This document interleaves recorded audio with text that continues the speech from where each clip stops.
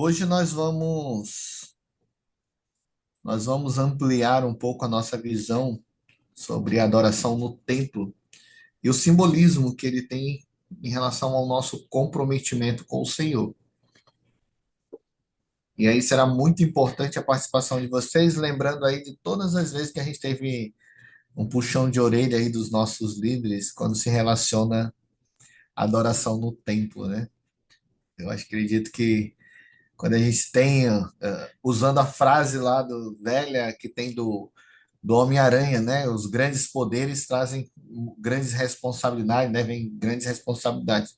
Então, o fato de nós termos um templo aqui em Belém aumenta a nossa responsabilidade de frequência, do nível de adoração.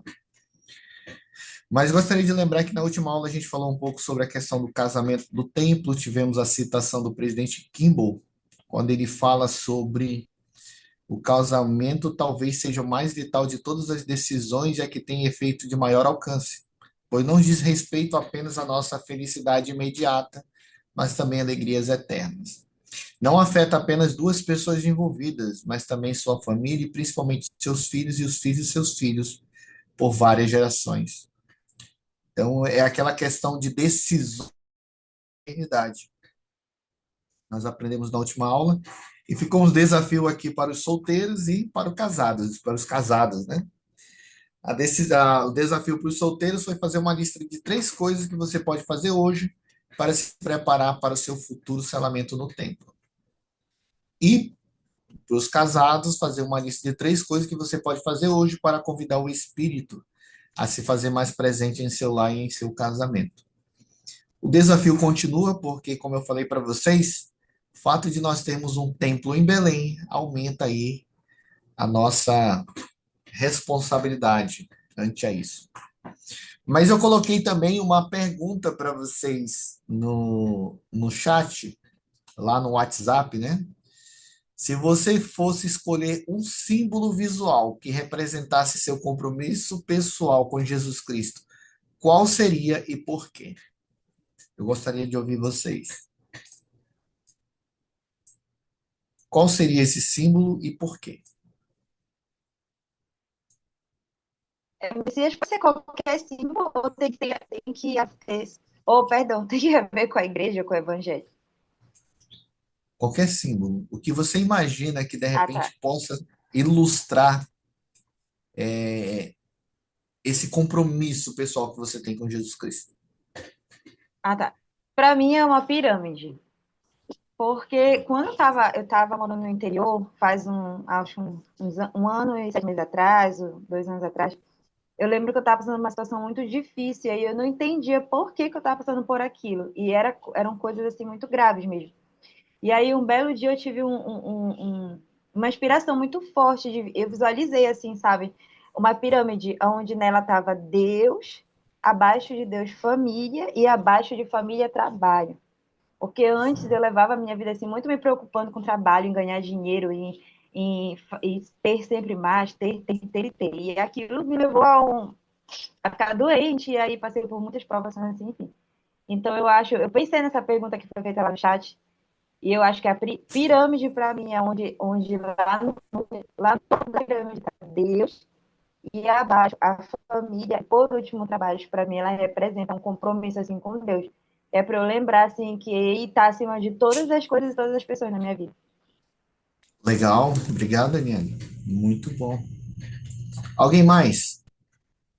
Jéssica, Kellen, Sabrina.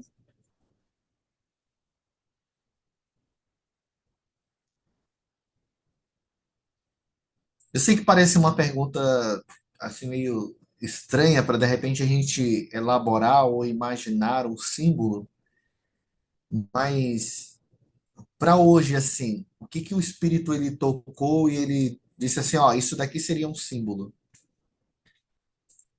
Aqui no chat. Pode ser qualquer coisa, Sabrina, qualquer coisa. Pode ser uma imagem, pode ser um objeto, pode ser, não sei, infinitas possibilidades. Mas o que que de repente poderia ser um símbolo disso? Posso falar? Pode sim. Quando eu pensei em símbolo visual, eu pensei em dois objetos, que são duas coisas que eu carrego comigo aqui em casa, né? Então, estão no meu campo de visão sempre que eu saio e aqui em casa, se eu passar o dia inteiro aqui em casa, eu tenho para ver. Um é o meu cordão das moças, aquele antigo ainda, não sei se esse novo que as moças têm agora, aquele antigo que vinha com a abelhinha e tudo, e o meu cristal de Jesus Cristo. Ah, legal. Muito Esse que bom. eu tenho Excelente, Sabrina. aqui. Esse é lindo. Não é qualquer um que tem, não. Muito bom, Sabrina. Legal. Então, é, imaginem o seguinte: por que que é importante ter um símbolo, né? E aí a gente se remete a um símbolo que nós já carregamos, que são os garments. É um símbolo do convênio que nós fazemos com o Senhor. Então, legal que existam objetos que, por exemplo, a Daniela citou o vislumbre de uma pirâmide. É importante a gente sempre buscar em todas as coisas ter um símbolo do nosso compromisso com o Salvador Jesus Cristo. Quando eu estava pensando sobre esse símbolo para mim, né? Eu olhei para um calendário e aí eu pensei assim, olha, o calendário poderia ser um símbolo, desde que eu tivesse botado os dias que eu tenho compromisso de ir ao templo. Então, assim, um símbolo ele sempre vai ser algo que vai nos lembrar, que vai nos passar uma informação a respeito de algo. Nesse caso aí do compromisso pessoal, né, com Jesus Cristo. E hoje a gente vai aprender na aula que a adoração no templo é um símbolo de nosso comprometimento aí com o Senhor. Ou seja, quanto mais eu frequento, mais eu estou dizendo a Ele que eu tenho fé nele, mais eu estou dizendo a Ele que quero estar com Ele, que eu quero ser revestido do seu poder. Com base nisso, eu gostaria de fazer uma pequena atividade com vocês.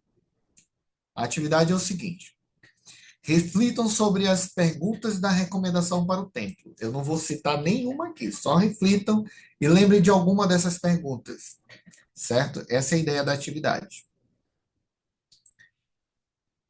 Eu vou dar aí um minutinho para vocês, aqui no cronômetro. Um minuto para vocês refletirem a respeito de todas as perguntas que tem para recomendação. E aí depois a gente vai fazer algumas perguntas.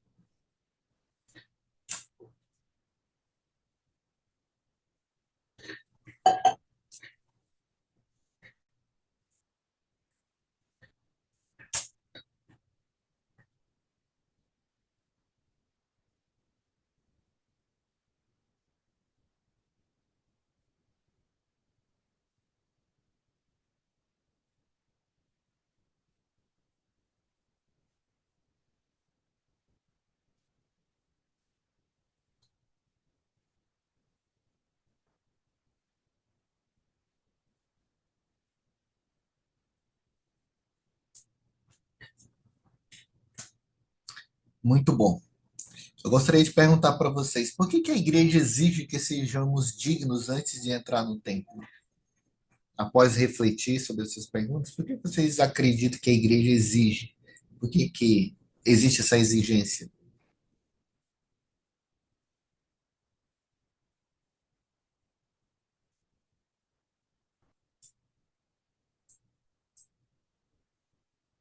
Podem usar a escritura, pensamento, ideia que vocês têm ou uma citação para responder.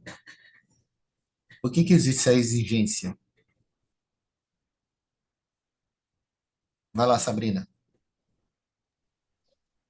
Quando eu penso em dignidade para entrar no templo, eu imagino o quão limpo é o templo, mas não falando só de uma questão física de limpeza, mas uma limpeza espiritual, né? O quão puro é lá para Cristo sempre estar nos acompanhando lá dentro.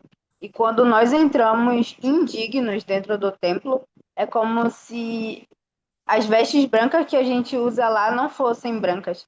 É como elas estivessem sujas de todos os nossos pecados.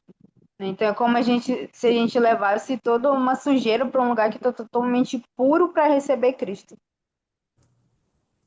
Bom, gostei muito da analogia. Excelente, Sabrina. Alguém mais? Messias tem uma citação que fala que o espírito ele não habita em templos impuros, né? Então, nós precisamos nos esforçar. Eu sempre gosto de lembrar dessa pergunta, né? Se eu me esforço. Então, a gente precisa se esforçar, né? Para que a gente esteja digno. Como a Sabrina disse, né? As nossas vestes sejam sempre brancas. Eu acho que é por isso. Se a gente não se manter no padrão, a gente não vai poder ser digno da companhia do espírito. E também não faz sentido a gente entrar no tempo, como a Sabrina disse, né? Que é um lugar limpo, de pureza, tanto física quanto espiritual. Não faz sentido. Legal. Isso me fez lembrar aquela escritura, Daniele, de que espírito ele conversa com espírito. Então, se você não tem o espírito, como é que o espírito de Deus, né, de Cristo, ele vai falar com você? Interessante. Muito bom. Dentro do que a Sabrina falou, eu acho, sim, interessante, né? Porque quando você declara o teu padrão de dignidade, você tem no final uma oportunidade de se arrepender. E as escrituras nos ensinam que é por meio do arrependimento que as vestes elas são limpas, elas são purificadas, né? Nem que ela esteja como a escarlata, né? Ela vai ficar branco como a neve. Então, realmente, tudo leva a esse ponto. Excelente. E a outra pergunta? O que isso nos ensina sobre o nosso comprometimento? Eu acredito que o nosso comprometimento ele vai ser eterno, que já está na hora da gente crescer e lembrar que não é só hoje, não é só amanhã, não é só essa semana, não é só até a volta de Jesus. E tem que ser eterno. E que nós estamos, sim, sendo. A gente está no curso de mestrado aqui na Terra, né? Para que a gente possa voltar a habitar com o Pai Celestial. E isso demanda muita confiança, muita confiabilidade do Senhor na gente. Então, comprometimento é isso. Quando a gente vai estudar para uma prova, a gente não vai lá, senta a cadeira, ou senta na cadeira e estuda, e aí para fazer, para tirar 10. Então, é isso. Eu acho que a eternidade ela é isso, ela é um comprometimento eterno com Deus. E já está aqui nesse mundo nos confiando coisas grandiosas, né? Quando a gente pensa na investidura, já está nos confiando coisas grandiosas, então a gente precisa passar aí nessas provas para que a gente possa alcançar a nossa exaltação, nossa redenção, e para isso a gente precisa de comprometimento. E prestar atenção em cada detalhe, porque às vezes não vai estar assim, às vezes vai estar na nossa frente, mas às vezes não vai estar. A gente precisa estar atento aos detalhes, ao sussurro do Espírito, saber diferenciar quando é o Espírito, quando é apenas uma manifestação.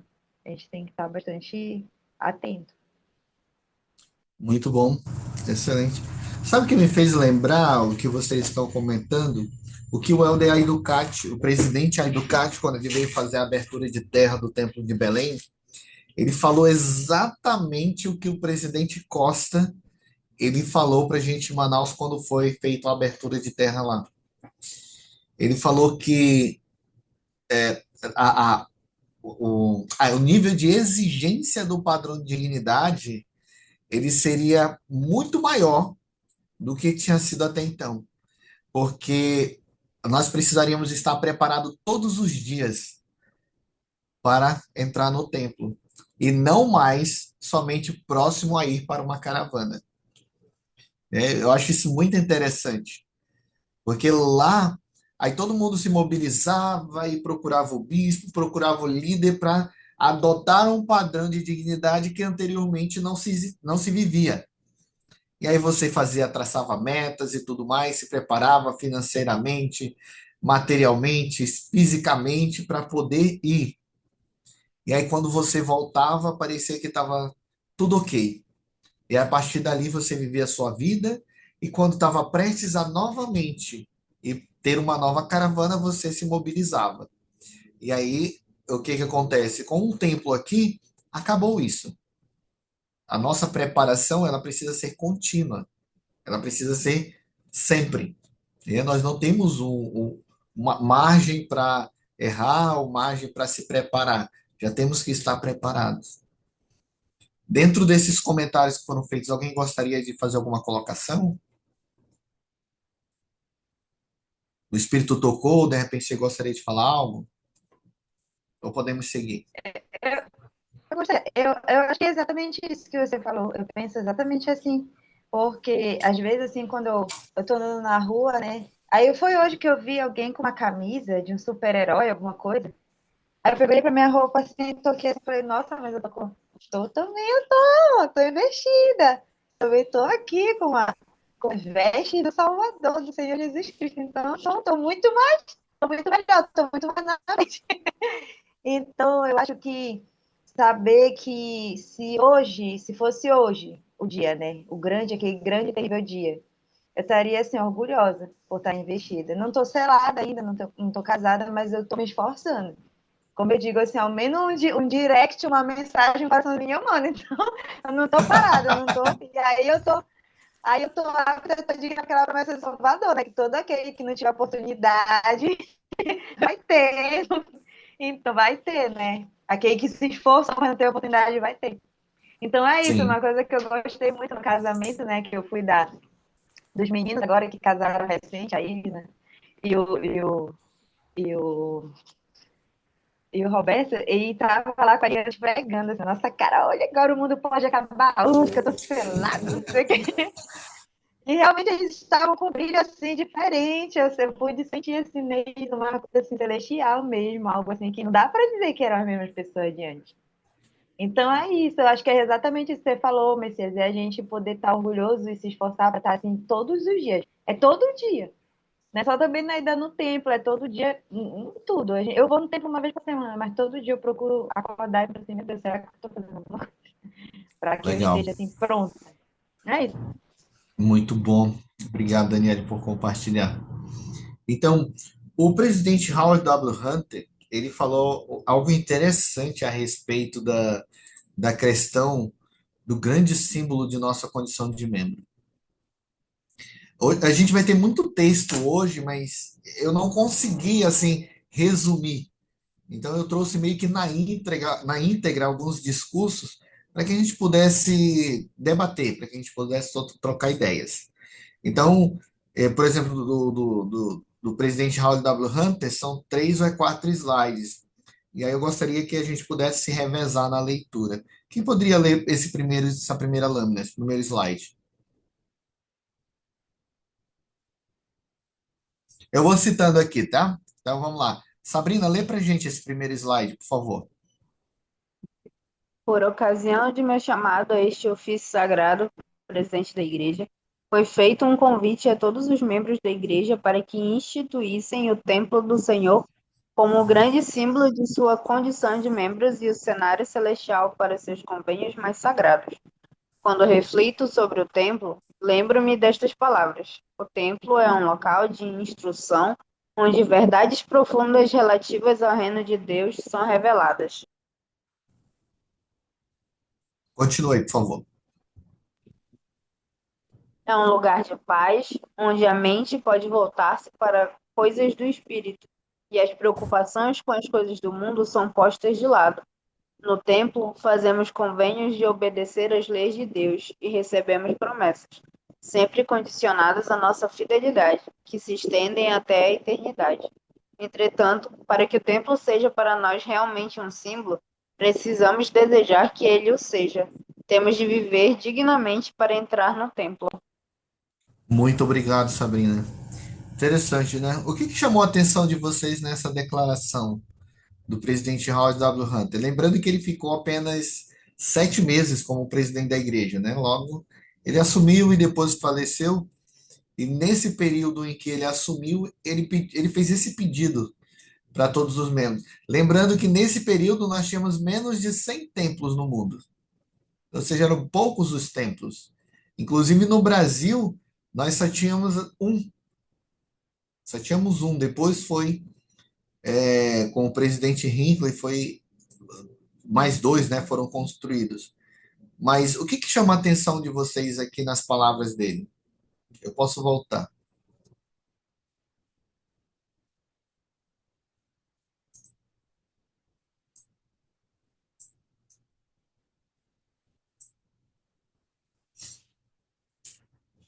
Nesse primeiro slide, o que mais me chamou a atenção foi citar como símbolo o templo. E no segundo slide foi a fidelidade até a eternidade, estão condicionadas por nossa fidelidade até a eternidade. Muito bom. Interessante, né? Eu vou fazer uma pergunta, É, pode parecer meio óbvia, né? Mas vocês têm uma foto do Templo de Belém na casa de vocês? eu tenho. Legal. Porque na época foi exatamente isso que ele pediu. Ele pediu para que nós tivéssemos um templo à nossa vista, em Eu nosso tenho. lar, para que a gente pudesse, ao olhar para o templo, vislumbrar a realização dos convênios ou guardar os convênios que a gente havia feito no templo. Eu tenho três aqui. Tenho de Salt Legal, Lake, tenho de Fortaleza e tenho de Belém. legal. De Belém eu Então, ganhei na minha primeira visita ao templo. Ganhei no dia. muito bom. Olha só que legal, né? A Sabrina disse que sempre teve o templo de Manaus e de Salt Lake. Isso é muito bom. Então, é importante a gente sempre ter essa visão, esse símbolo. Eu gosto muito do que a gente pode aprender sobre a questão de estar preparado, né? Ser preparado. A Jéssica colocou aqui, minha filha colocou o de Belém na geladeira. É legal, muito bom.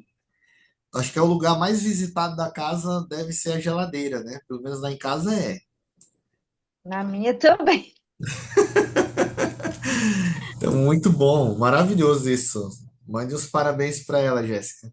Então, dentro da nossa preparação, a gente deve sempre ter um foco. O presidente Russell M. Nelson, na época do Quórum dos Doze Apóstolos, ele descreveu algo interessante a respeito do templo, né? Ele disse o seguinte: o templo como descreve o templo como um símbolo da fé em Deus e na vida após a morte, sendo o objetivo de todas as atividades progressivas da igreja. Cada templo leva a inscrição santidade ao Senhor. Então, quando a gente pensa em templo, o templo ele tem que remeter essa informação, né? A fé em Deus, os convênios com Ele e uma perspectiva de vida eterna. Mas eu gostei muito também do que ele diz logo a seguir, sobre a nossa preparação pessoal. Jéssica, você consegue ler para a gente, irmã?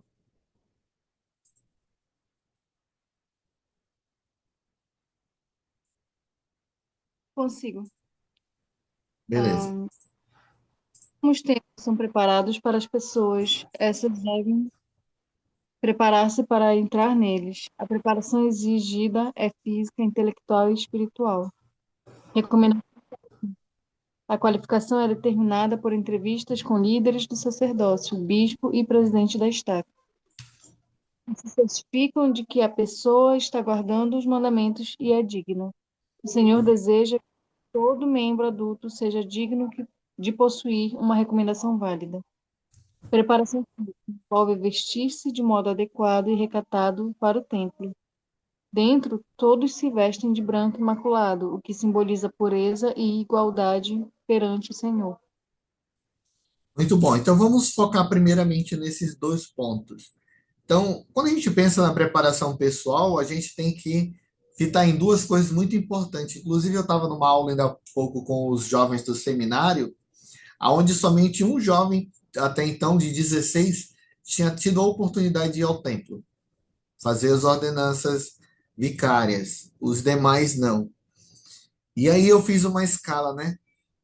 O teu nível de comprometimento com o Senhor, se você pudesse fazer de 1 a 5, aonde 5 altíssimo e 1 nada, nenhum tipo de comprometimento, quanto você destacaria?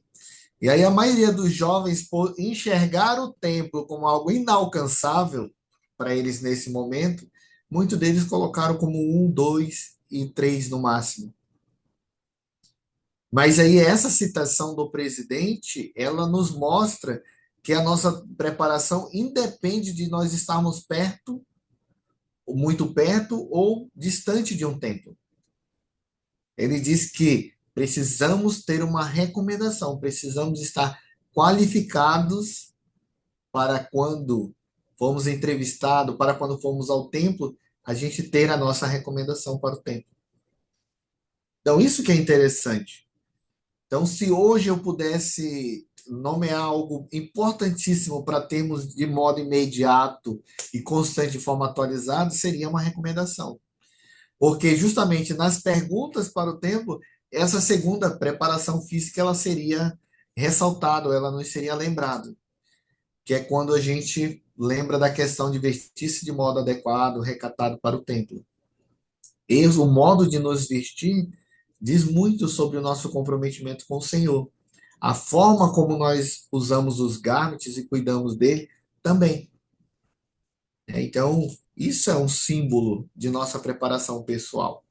Ele continua falando aí, então, sobre os garments e a preparação mental e espiritual.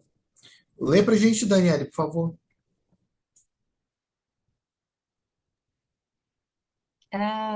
Preparação pessoal, continuação. O garment, roupa do templo.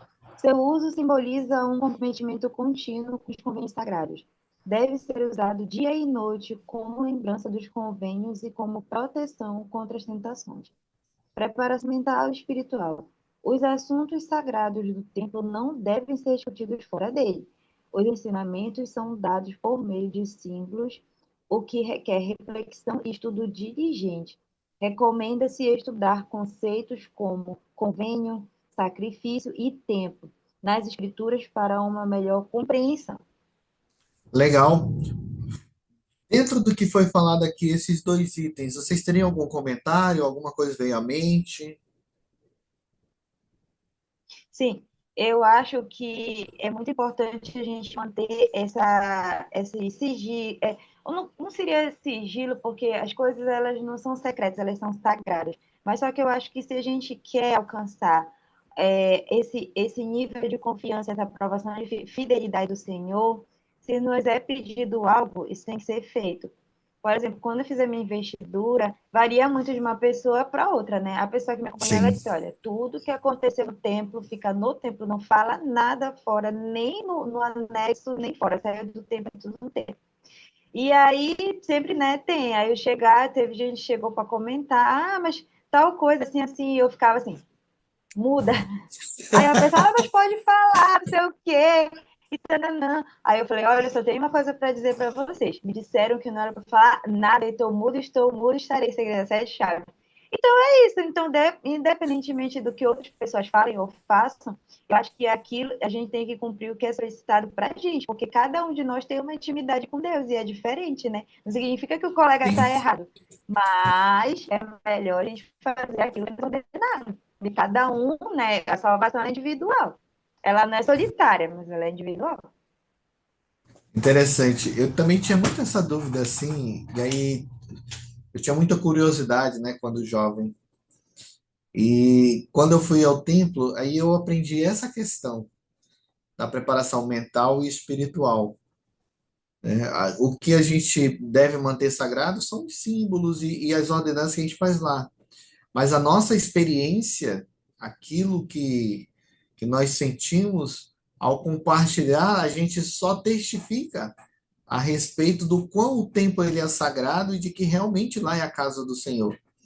Hoje, quando eu prestei testemunho para os jovens, eu não sei se vocês já tiveram essa experiência de, ao prestar o testemunho, o Espírito confirmar por meio do teu testemunho, que realmente o que você está falando é real. Foi uma experiência muito agradável que eu tive com os jovens hoje. E de fato é.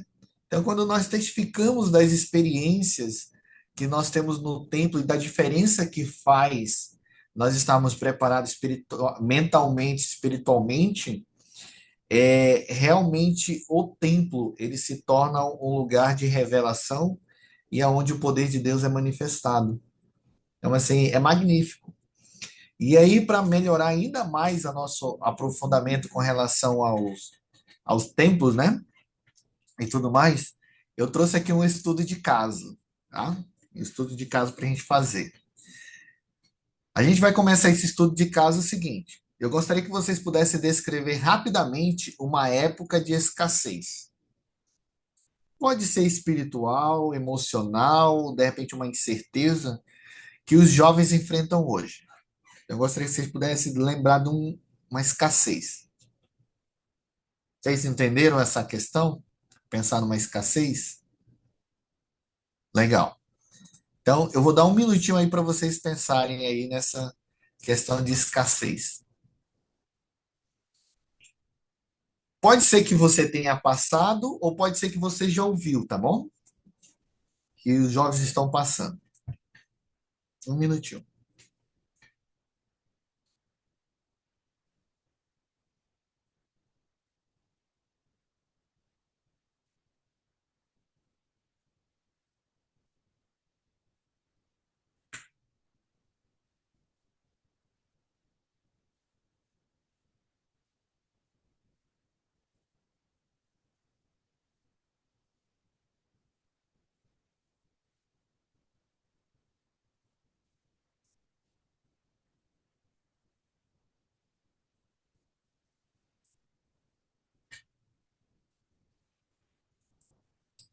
Muito bom. Vocês pensaram? Lembraram de algum? Quem poderia compartilhar? Eu lembrei. Eu acho que hoje em dia os jovens estão com uma escassez muito grande de direção, esperança e educação. Eu penso nisso. Porque eu ouvi muito, sabe? As pessoas chegarem comigo e me dar um banho de água gelada, assim, tudo que eu penso sobre o futuro. Diz assim, ah, não é por aí, porque acontece coisa, não sei o quê. Aí nisso eu ficava perguntando, nossa, será que é estranho? Cheguei a conversar com o líder da igreja sobre isso. Mas eu acho que é mais uma questão de frustração, sabe? E acabam passando isso para outras. E acaba contaminando os jovens, eles acabam ficando sem direção. Por exemplo, hoje é muito fácil você pegar um celular e passar horas nos rios, mas focar, por exemplo, em sentar e jantar com a família, conversar, perguntar como foi o dia do outro, dar um abraço, isso acaba sendo esquecido. E foi muito que o presidente Fox falou no último discurso da conferência desse ano. Então, acho que está faltando um pouco disso. Eu sinto muito esse vazio, sabe? Nos relacionamentos que eu tento construir hoje, que às vezes eu acho que eles não vão para frente por isso. As pessoas estão, sei lá, meio que traumatizadas por acho que nem viveram. Bom, esse tipo de escassez, né, que você citou, ele se liga muito a outras. Eu acredito que, eu não sei se essa seria a palavra, né, mas hoje em dia as pessoas têm muita dificuldade de pensar. Né? A gente está numa escassez de pensamento, de ideias, aonde as pessoas estão deixando se levar por ventos de doutrina, em todos os sentidos. Então, aquela que convém mais, a pessoa vai e segue. Muito bom. Alguém mais? Vocês conseguiram enxergar uma escassez?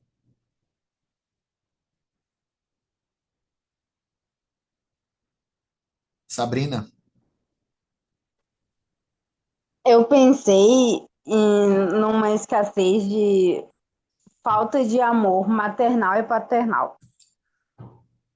Porque, como a gente falou, né, na última aula, né, o meu casamento não afeta só eu e meu marido, afeta as futuras gerações, né, os nossos filhos, vai afetar nossos netos. Né? Infelizmente, hoje a gente vê muitos casos dessa falta de amor e cuidado que os pais deveriam ter com seus filhos, né? Mas, infelizmente, eles não têm. E isso faz com que as futuras gerações cresçam sem um exemplo de amor, sem esperança para o futuro, para os seus futuros, Sim, para o futuro de outras pessoas. Então, eu acho que é uma escassez muito grande que as gerações atuais estão enfrentando nessa dificuldade no lar. Né? Porque a gente, como membro, a gente tem a família Proclamação ao Mundo, né? Que a gente estuda, né? E lá fala que os pais têm a obrigação de dar amor, cuidado, instrução, né? Mas infelizmente, para muitas famílias ao redor do mundo ainda não é assim. muito bom. Excelente, Sabrina, você ter trago essa questão, né? Aí até uma profecia dos últimos dias, né? Que o amor, ele iria esfriar. E realmente tem algumas pessoas que acreditam que o papel do pai se resume a você prover, né, o básico, vamos dizer assim, para os filhos, né? Ah, tudo que ele quer, ele tem. Então isso é o suficiente, mas o que ele precisa é escasso, que é amor, que é carinho, que é atenção. Muito bom. Kellen, Cristiano, Jéssica, vocês conseguiram pensar em um tipo de escassez que os jovens hoje estão enfrentando? Pode ser uns que vocês já ouviram falar ou que vocês já perceberam. Na minha opinião, né, a escassez de conhecimento, né, num todo. Eu estava até vendo um vídeo relacionado à IA, a inteligência artificial, né, que hoje em dia é muito fácil de fazer trabalhos, né, escolares, quando trabalhos de casa, né? O aluno vai lá, põe no chat, pronto, tá pronto, né? Então, e antigamente não, eu estava até falando para meus filhos isso, que antigamente a gente tinha que ir no Centro, tinha que ir na biblioteca, copiava, né, tudo, então estava Sim. assim.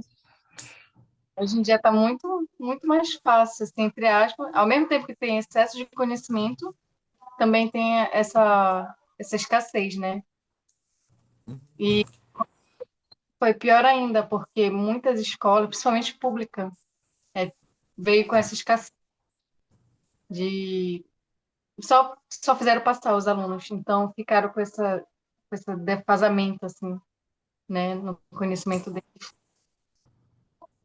Eu tenho percebido, irmã Jéssica, no meu próprio lar, né, os meus filhos, eu e minha esposa, a gente está aproveitando ao máximo aquela fase do porquê.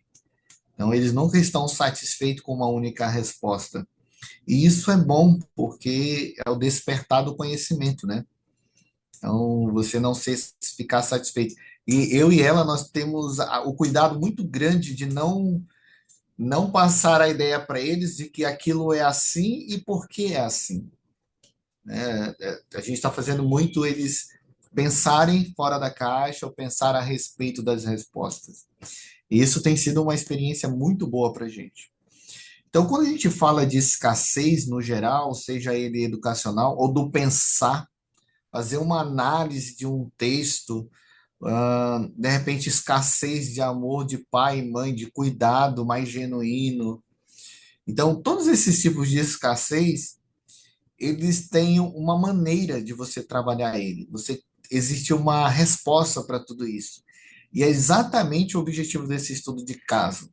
O Elder Scott, ele falou algo interessante a respeito disso. É muito conteúdo, e assim, eu gostaria que vocês ouvissem, porque eu vou fazer a leitura, para a gente conseguir, de repente, ter a mesma compreensão, né? Todo mundo tem a mesma compreensão. Mas prestem atenção nas palavras do Elder Scott. Ele diz o seguinte: incentivo vocês a estabelecer sua própria meta de frequência para realizar as ordenanças disponíveis em nossos templos. Talvez nesse primeiro momento vocês estão pensando, o que tem a ver uma coisa com a outra? Prestem bastante atenção nas dicas que ele dá. O que poderia ser mais importante do que ir ao templo e participar das ordenanças sagradas? Que atividade poderia ter maior impacto e oferecer mais alegria e profunda felicidade a um casal do que adorar juntos no templo? Quero compartilhar com você agora outras sugestões de como obter mais benefícios por frequentarmos o templo. Ele continua: compreendam a doutrina relacionada às ordenanças do templo, principalmente o significado da expiação de Jesus Cristo. Ao participar das ordenanças do templo, reflitam sobre o seu relacionamento com Jesus Cristo e o relacionamento dele com o Pai Celestial. Esse pequeno ato vai levar a uma compreensão maior sobre a natureza sublime das ordenanças do templo. Sempre expressem gratidão em espírito de oração pelas bênçãos incomparáveis que advêm das ordenanças do templo. Vivam cada dia de maneira a demonstrar ao Pai Celestial e ao seu Filho amado o quanto essas bênçãos significam para vocês. Programem visitas regulares ao templo. Reservem tempo suficiente para fazer as coisas sem pressa no templo. Alternem as atividades para poder participar de todas as ordenanças do templo. Tirem um relógio quando entrarem na casa do Senhor.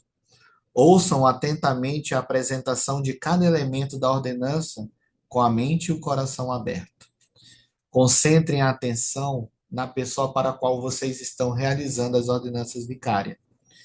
De vez em quando, orem para que as pessoas reconheçam a importância vital das ordenanças e seja digna, ou se preparem para serem dignas de tirar proveito delas. Reconheçam em uma grande parte da majestade da ordenança de selamento que não pode ser compreendida e relembrada por meio de uma única experiência durante a vida. Uma quantidade substancial de trabalho vicário subsequente permite às pessoas receberem muito mais do que é comunicado nas ordenanças para os vivos. Compreendam que a ordenança do selamento é válida para a eternidade depois de ter sido selada pelo Santo Espírito da promessa. Ambas as pessoas precisam estar dignas e desejar que o selamento seja eterno. Com base nisso, eu gostaria de fazer algumas perguntas para vocês. De que maneira um convênio ou um compromisso mútuo com Deus feito no templo nos dá força para enfrentar a escassez, da qual a gente trocou ideias?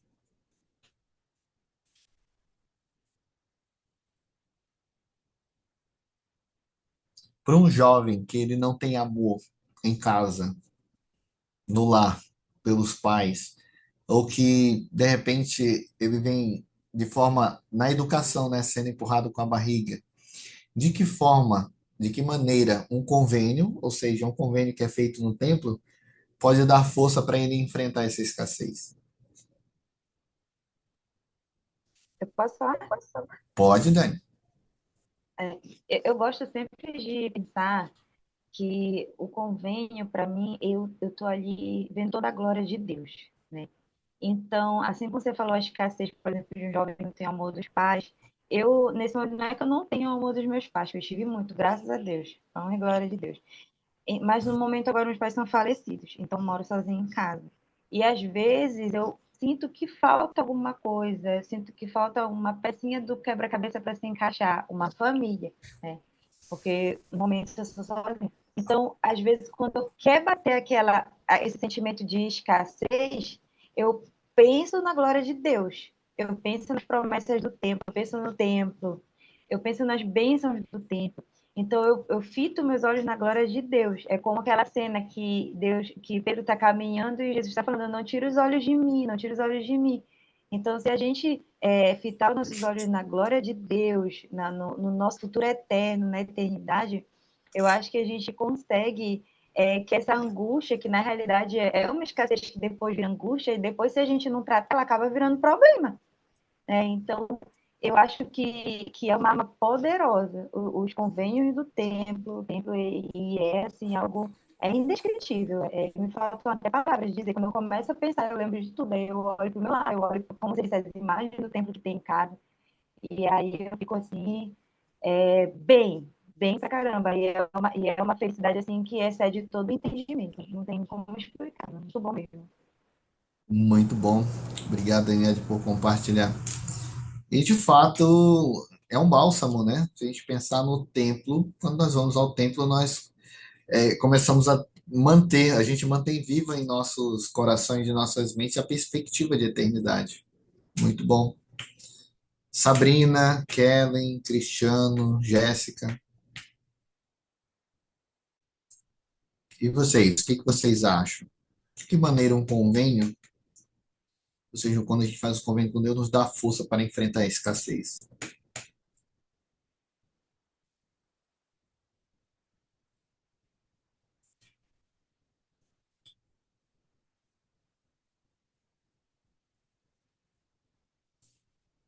Vai lá, Sabrina. Eu falo por experiência própria, né?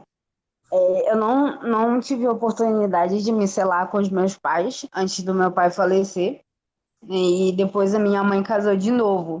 Então, eu não tenho como me selar com eles ainda, né? Mas quando eu decidi fazer a minha investidura, Foi um momento muito importante para mim, porque logo depois que meu pai faleceu, o que eu mais escutava dos meus líderes era: ele já cumpriu com a missão dele e agora ele está do lado do pai. Então agora é a tua vez de continuar no caminho do Senhor para te poder voltar a viver com ele. Né? Então, foi um incentivo que eu precisei para tomar a iniciativa de decidir fazer a minha investidura, porque eu sabia que eu Legal. precisava fazer a minha parte aqui na Terra para me poder voltar a me reencontrar com o papai. Então, eu tenho um testemunho muito forte da minha investidura, porque eu não tive apoio da minha família. Quando eu fiz a minha investidura, a minha mãe e a minha irmã estavam em outro estado. Então, e eu ainda tinha ido numa caravana que não era nem da minha estaca. Para Então, comprar a escassez, né? basicamente, apesar de ter conhecidos, né, na caravana que eu fui, eu não tinha ninguém totalmente próximo de mim. Não eram amigos próximos, não eram a minha família, mas mesmo assim, até na caravana eu tive problemas no dia da minha investidura. Quase que eu não consigo fazer. Mas eu sabia que era a coisa certa a fazer, porque eu sabia que era o jeito que eu ia ter de cumprir com a minha parte aqui na Terra, para conseguir voltar a viver com a minha família, né, quando eu partisse daqui. Então, a investidura, ela me dá muita força para continuar no caminho certo. Porque sempre que eu penso em desistir por conta de alguma dificuldade, eu lembro das palavras certas que um professor do instituto me falou uma vez, bem recente, depois que meu pai tinha falecido, né? Onde ele falava que eu precisava fazer a minha parte porque meu pai já tinha feito a dele. Né? Então, eu sempre lembro da minha investidura e lembro das palavras desse professor. Né? Então, em qualquer momento de dificuldade, eu lembro justamente disso. É isso que me dá forças para continuar. Né? Eu sei que esse é o meu objetivo aqui na Terra. Né? Cumprir cada passo, né? Para eu me aproximar mais do Pai Celestial e poder voltar a viver com a minha família.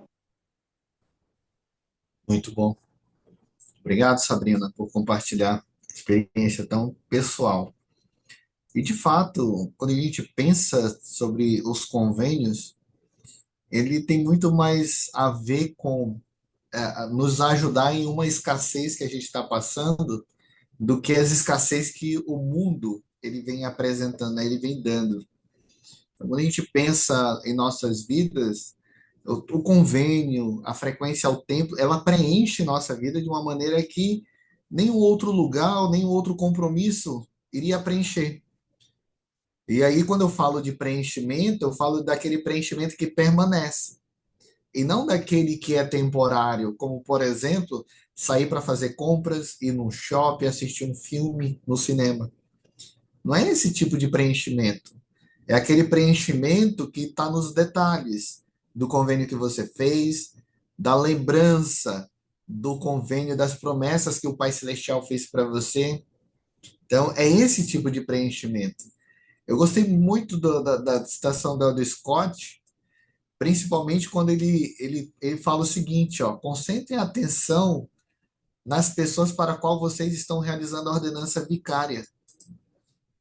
Eu gosto muito de ler os nomes, o ano, da onde é a pessoa, mas eu já passei muitas vezes, mas eu lembro de algumas experiências que eu tive com algumas dessas pessoas, aonde eu sentia assim no coração que elas estavam recebendo aquela ordenança de bom grado, ou seja, que elas estavam preparadas. Porque eu não tinha atentado, mas quando eu li essa citação, existe muitos de nossos irmãos que estão lá do outro lado do véu, estão recebendo as ordenanças, mas eles ainda não aceitaram, né? Eles ainda estão passando por um processo de aceitação. Por quê? Porque o livre-arbítrio, ele ainda é um dom, ainda é um dom, né? O livre-arbítrio é um dom e o Senhor não tira isso de nós. Mesmo nós sendo ensinados, mesmo os nossos antepassados, mesmo os que já foram, estão do outro lado do véu, estão aprendendo, mesmo eles recebendo o evangelho lá.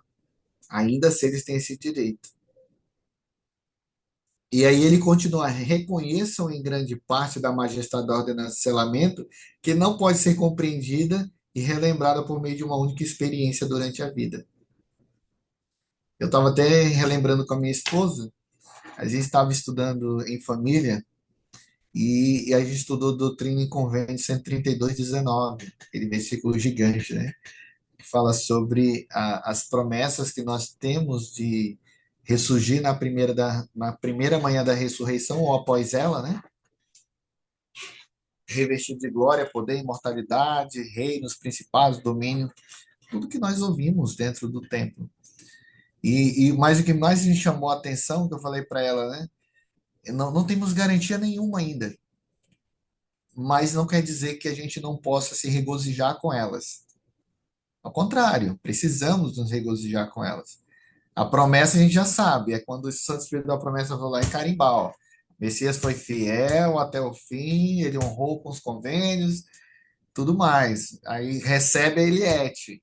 Mas se depende de mim, eu tenho essa garantia. Né? O que preciso fazer é sempre estar lembrando e relembrando por meio do trabalho vicário. Então, assim, preenche, que nem eu falei, essa escassez de alguma forma. Então, o principal objetivo do nosso curso foi trazer essa visão de que o templo ele tem muito mais benefícios em nossas vidas do que a gente pode imaginar ou do que a gente já recebeu até então. Né? É contínuo. Sabrina, É, ouvindo essa aula de hoje, eu lembrei de uma história que eu já escutei uma vez numa sacramental. Eu posso falar rapidinho? Prometo que eu vou pode? resumir. Eu lembro malmente de uma história onde era um senhor de idade que ele estava hospitalizado e que ele já tinha como mesmo um diagnóstico que eram os últimos dias dele, né? E as forças que ele reuniu foi para dizer para a família dele, para pedir para o bispo dele ir lá no hospital com ele, porque ele queria ser entrevistado uma última vez para conseguir a recomendação dele para o templo. E eu lembro que essa história me tocou muito porque o senhor falava que ele queria estar digno de receber a recomendação dele para ele poder partir em paz, para ele poder encontrar Cristo novamente. Né? Então, isso fez eu refletir muito porque mostrou a importância da gente sempre ter a nossa recomendação, não só para a gente fazer da frequência ao templo, mas porque a gente também não sabe quando vai ser a nossa hora. Né? Eu posso estar aqui hoje e amanhã pode acontecer qualquer coisa comigo. Né? E se eu não tiver digna de receber a minha recomendação? É um sinal que eu também não vou estar digna de estar na presença de Cristo. Né? Então, eu gostei muito dessa história porque ele mostrou a importância que a gente precisa ter. Por mais que eu fale assim, não tenho tempo, eu trabalho os 7 dias da semana, não tenho tempo para ir no templo, né? Eu não consigo fazer uma iniciatória lá, mas a questão não é só a gente fazer da frequência ao templo, a questão é da gente sempre estar digno de ter a nossa recomendação, né? Porque é o jeito que a gente mostra que a gente está digno da companhia do Senhor, né? Então, eu gostei muito dessa história quando eu vi a primeira vez, e eu sempre lembro dela eu, quando eu penso no templo, porque é o jeito que também tenho de ver que eu, por exemplo, aqui em Barcarena, a gente só tem uma caravana por mês. Né? E nem sempre eu tenho o tempo que vai ser o dia da caravana. Né? Então é muito difícil de eu ir para Belém, né? Mas eu sempre converso com o meu presidente que é justamente para sempre manter a recomendação ativa, né? Para caso qualquer coisa aconteça, eu sei que eu vou estar preparada. Pelo Mas menos é eu isso. tenho ali a minha garantia, não, pelo menos eu tenho a minha recomendação. Se acontecer uma Isso. coisa comigo, eu vou ali mostrar para Cristo, não, eu tenho a minha recomendação. Fiz minha entrevista e está aqui. Isso. A Escritura nos ensina que os anjos estarão às portas verificando, né, a nossa condição. E assim é no templo. Lembra? Tem dois anjos lá guardando o templo. Quando a gente chega lá, eles pedem nossa recomendação. Não vai ser diferente disso. É o padrão do Senhor. Daniele. Posso falar um pouquinho? Não, isso que a Sabrina falou é muito real. Ontem, eu não sei se vocês viram aquela chuva que deu, que teve muitos trovões e relâmpagos e tal. Um deles parece que foi aqui dentro da minha casa, sério. Foi tão forte, tão forte. Eu lembro que eu tava trabalhando nesse horário, porque começou a chover no horário acho que de 3h30, horário quando eu tô trabalhando. E aí eu lembrei, assim, alguma coisa que me disse, parece a mamãe falando, olha, quando chove, não pode mexer no computador, celular, não sei o que. Aí eu desliguei o computador tudinho, deixei o celular longe de mim e deitei. Nossa, deu um relâmpago tão forte, tão forte. Eu não sou de me assustar com trovão, até gosto. Mas esse foi muito forte. Eu lembro que eu levantei da cama e eu fui um pouco assim pra frente. Depois eu olhei pra cama pra ver se não tava só meu corpo lá e se eu não tinha morrido. E eu lembro que a primeira coisa que eu fui checar quando eu dei esse salto foi meu Garmin. Para ver que é uma coisa assim, como a Sabrina disse, né? Uma hora a gente tá aqui, outra hora não sabe se vai acontecer alguma coisa. E eu lembro que foi exatamente isso que ela falou agora. Eu quero estar, tipo, eu chequei logo e falei, meu Deus, como meu Garmin eu tava de Garmin. Porque eu não tiro, né? Mas eu sei, o susto foi tão grande que foi um susto muito forte. A primeira coisa que veio na minha mente foi checar se tava com a roupa da minha investidura. Legal. Será que eu fui abduzida, né? Não, mas eu tinha morrido, porque foi muito forte. E o barulho entrou uma luz assim. Aí eu levantei, depois eu olhei assim, a primeira coisa que eu fiz foi como a Sabrina disse, que ela quer manter a Muito recomendação dela, bom. né? Sempre é a mesma coisa, a questão da nossa fidelidade com o Garment, né? A gente poder estar Sim. sempre usando. Legal. Muito bom. Então, assim, queridos alunos, para mim foi uma satisfação muito grande, né? Ministrar esse curso. Aprendi muito com vocês. O nosso grande desafio e o último do nosso curso, na verdade, é um desafio contínuo em nossas vidas. É a gente ter metas específicas de frequência ao templo. Ah, mas que nem a Sabrina falou, né? Eu nem sei quando eu vou poder ir ao templo, mas então tem a meta de ter sua recomendação ativa, ou seja, de estar pronta para quando é semelhante à nossa preparação para a segunda vinda. O Senhor, assim como ele pode voltar, nós podemos ir, né? Basta um falar de dedos. Eu tinha um diretor do instituto que ele dizia o seguinte: a distância entre a volta do Salvador, Jesus Cristo, né, e a nossa ida, ela é muito próxima. Ele diz: hoje você pode estar vivo e não, e o Senhor pode voltar e você não está preparado. Então, a preparação ela precisa ser contínua, mas que esse desafio ele possa permanecer na mente e nos corações de vocês. A escassez dentro do templo ela não existe. Não existe escassez. Nós somos completos em Cristo ao frequentar o templo, ao fazer convênio por nossos antepassados, está lá. Que possamos cultivar em nossos corações e nossas mentes esse desejo de estar lá, né, e de se fazer presente nas sessões. Isso fará toda a diferença em nossas vidas. Testifico a vocês de que o templo é a casa do Senhor. Todas as ordenanças que são feitas lá manifestam o poder de Deus. E que se nós estivermos preparados dentro daquilo que o Senhor espera, nós podemos vislumbrar a sua face, porque ele anda por lá, eu sei disso, eu tenho testemunho disso. E deixo essa aula com vocês e me despeço, né, para que nós tenhamos cada vez mais experiência em tua santa casa. Em nome de Jesus Cristo, amém.